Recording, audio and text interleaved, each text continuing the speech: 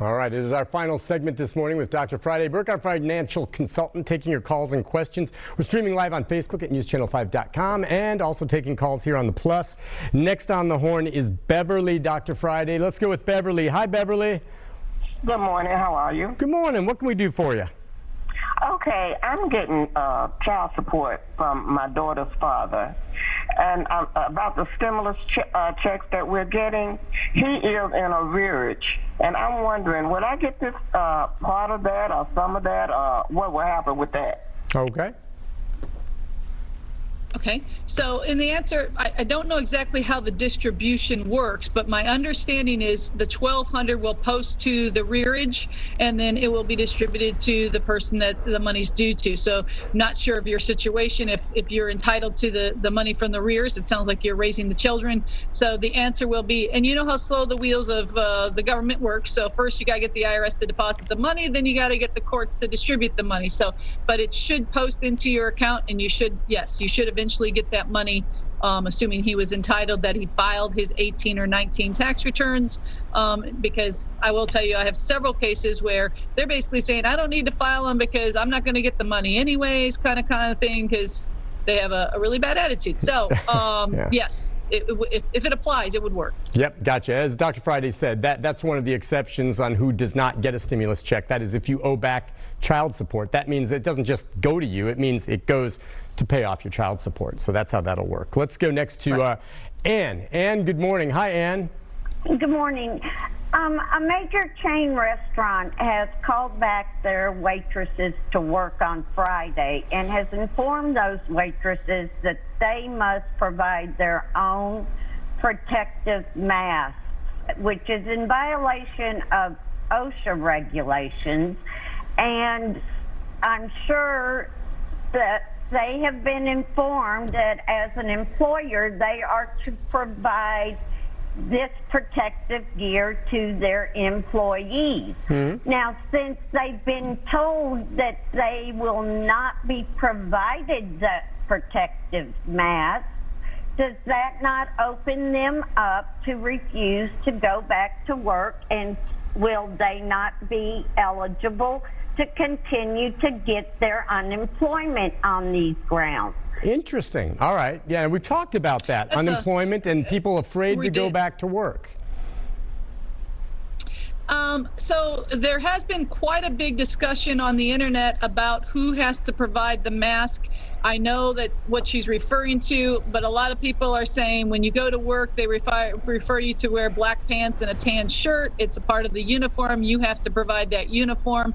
Some of the people are interpreting that part of the uniform is now going to be a mask and possibly, gloves or whatever. Again, I'm not an expert on OSHA, far from it, so I'm not too sure exactly. Some are saying it's going to become part of the uniform, and therefore the uniform is not always provided by the employer. That being said, right now the state has come back and said if they offer you the exact same job at the exact same place, there has not been any ruling saying that the employer in the state of Tennessee at this moment, they have to do to their best ability to make it a safe workplace.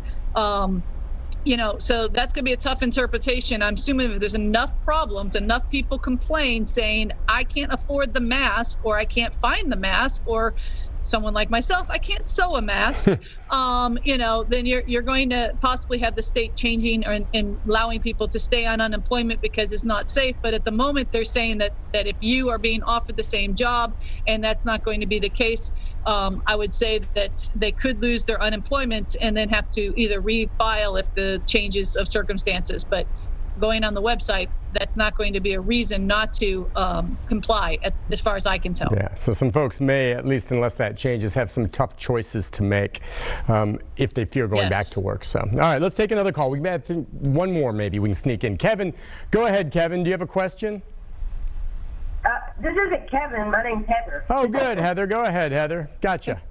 Yeah, I have a question. My stimulus check, whenever I go and get my refund, it keeps telling me that my money was deposited on the 30th, and I still don't have any money.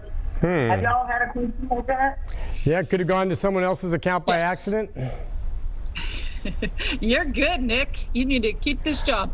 Geez. Yes, I would say first thing you want to do is go back and look at your tax return for either 18 or 19. Look at the banking information that was on it and see if the information was incorrect. That's the information they used. I believe you can even go back online and go and see the site. It's possible the bank bounced it back.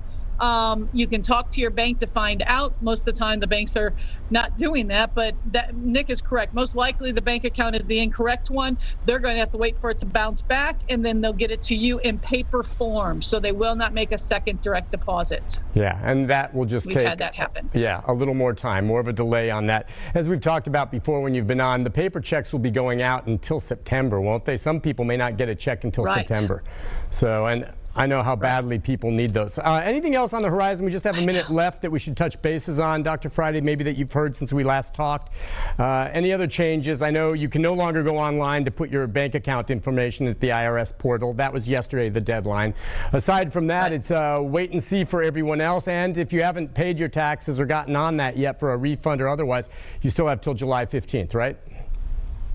Yeah, that would be the biggest thing. You have till July 15th to make your first 2 quarters and pay your taxes, but I would suggest getting on that earlier versus later so you know how much money you owe. Gotcha. I appreciate it. Listen, Dr. Friday, thank you for making yourself so accessible. I think since you've been coming on the last several weeks, we've literally helped thousands of people, not just the ones we talked to, but listening and following. And really, really appreciate your time. And then, we'll see you again. Yeah, thanks, guys. Appreciate Okay, good. Have a good day. Listen, we're going to take a break. We'll come back, wrap things up with a programming note about what we've got going on Monday. Stay tuned. We'll be back right after this.